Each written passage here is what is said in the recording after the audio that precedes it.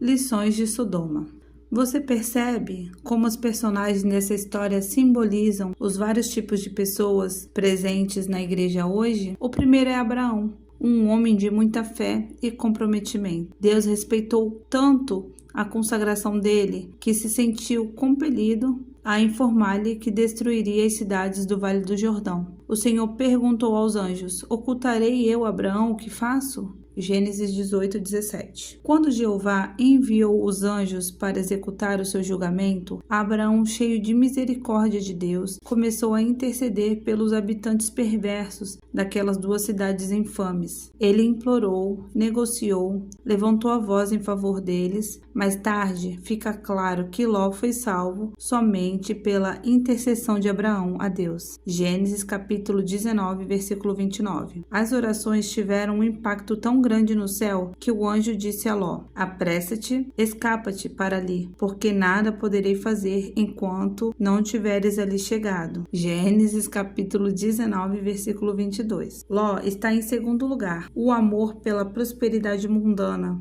em prol da vida sensual e divertida da cidade, levou para longe da terra prometida e da cobertura espiritual de Abraão. Em vez de conduzir sua família a uma vida piedosa, ele a levou direto para o ambiente infernal de Sodoma e Gomorra. A vida de Ló tipifica o cristão que até professa alguma crença em Deus, mas não renuncia à sua vontade e à sua vida ou ao seu amor pelo mundo. Ló representa o falso cristão que tem os seus próprios termos para seguir o Senhor. Em vez de olhar para o exemplo piedoso de Abraão, Ló cometeu o terrível erro de supervalorizar o seu nível de santidade, vivendo no mesmo patamar dos não salvos ao seu redor. Os cristãos de hoje enfrentam a mesma tentação. A sociedade moderna reflete praticamente a mesma perversidade da qual Sodoma e Gomorra se vangloriavam. Não é de admirar que seja tão fácil para os cristãos mornos se verem como piedosos, uma vez que o nível de pureza deles está num degrau acima do mundo mau. Eles podem se considerar santos. Por causa da sua fé, Ló foi considerado justo em comparação com os homens cruéis de Sodoma. É bem verdade que ele foi resgatado, mas precisou ser praticamente puxado para fora de Sodoma. As trágicas consequências das suas decisões, a morte da sua esposa, os seus genros e a corrupção das filhas, devem servir de aviso para todos os cristãos que acham ser possível amar o sistema de valores do mundo sem se arrepender disso. O terceiro tipo é a mulher de Ló,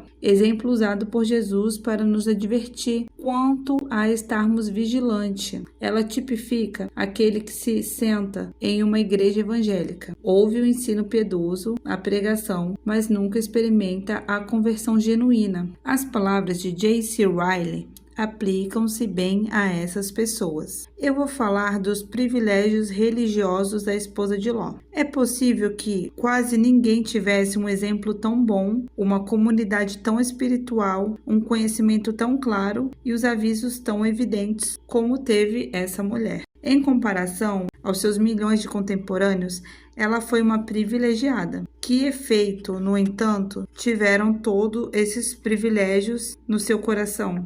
Nenhum. Apesar de todas as oportunidades concedidas pela graça e de todas as advertências e mensagens vindas do céu, ela viveu e morreu carente da graça, ímpia, descuidada e incrédula. Os olhos do seu entendimento nunca se abriram. A sua consciência nunca despertou. A sua vontade nunca alcançou um estado de obediência a Deus. As suas afeições nunca estiveram nas coisas do alto. A sua aparência de religiosa era mantida pela moda e não pelo sentimento, como um manto usado para o seu benefício próprio e não pelo valor que tinha. Ela fez isso com os outros moradores da casa de Ló. Conformou-se com os caminhos do marido, aceitou a religião dele e seguiu o rastro dele. Entretanto, em todo o tempo, seu coração estava afastado de Deus. O mundo estava no seu coração, e o seu coração estava no mundo. Assim ela viveu e morreu. Nada endurece tanto o coração do homem como uma familiaridade estéril com o sagrado. Jesus poderia ter citado qualquer um dos muitos exemplos do Antigo Testamento, mas ele escolheu a mulher de Ló para advertir os cristãos dos últimos dias. Deus não repreenderá perpetuamente. Salmos, capítulo 103, versículo 9. Mas sim trará julgamento imediato para aqueles que recusam o escape que ele oferece. Jesus nos orienta a lembrarmos da esposa de Ló. Como fazer isso? Trazendo sempre à memória a história dela e comparando a nossa vida com a dela. A lição a ser aprendida com essa mulher pode ser resumida nas palavras do próprio Jesus: porque onde estiver o vosso tesouro, aí estará também o vosso coração. Não podeis servir a Deus e a Mamon. Mateus capítulo 6, versículo 21 a 24.